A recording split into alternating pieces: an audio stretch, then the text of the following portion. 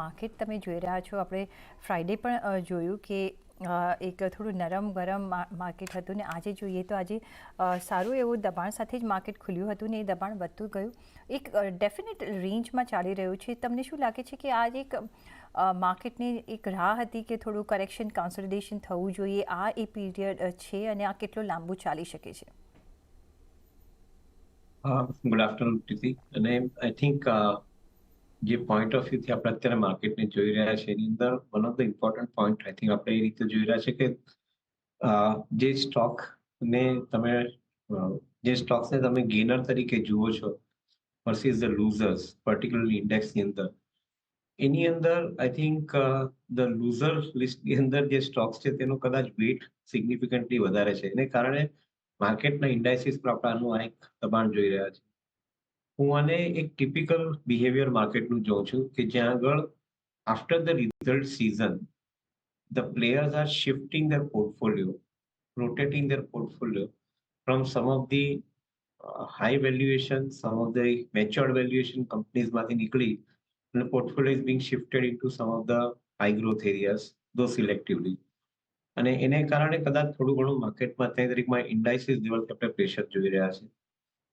હવે નથી જોતો કે ફંડામેન્ટલી કોઈ બી નેગેટિવ કારણો માર્કેટમાં ઇમર્જ થયા હોય.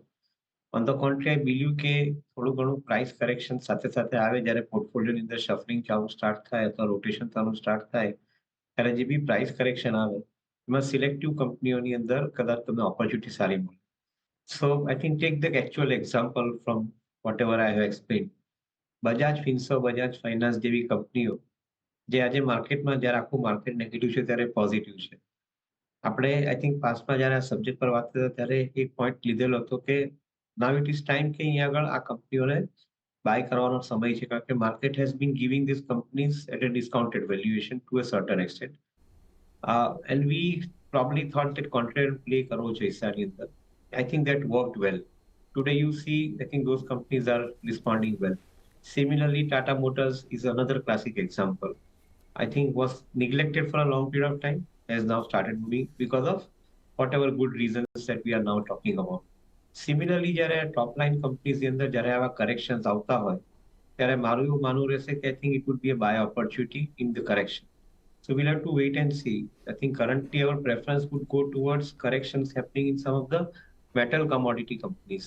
જો એની અંદર જો મેજર કરેક્શન અથવા શાર્પ કરેક્શન આવે તો કદાચ Tata steel kind of company would become a buy opportunity.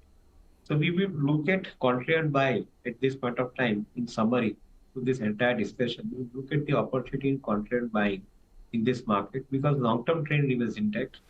જ્યારે રોટેશનમાં ઓપોર્ચ્યુનિટી મળતી હોય ત્યારે આઈ થિંક થોડાક નિગ્લેક્ટેડ સ્ટોક્સ અથવા ગુડ વેલ્યુ સ્ટોક્સને કોન્ટ્રારિયન બાય તરીકે બાય કરીને એપ્રોચ રાખવો જોઈએ.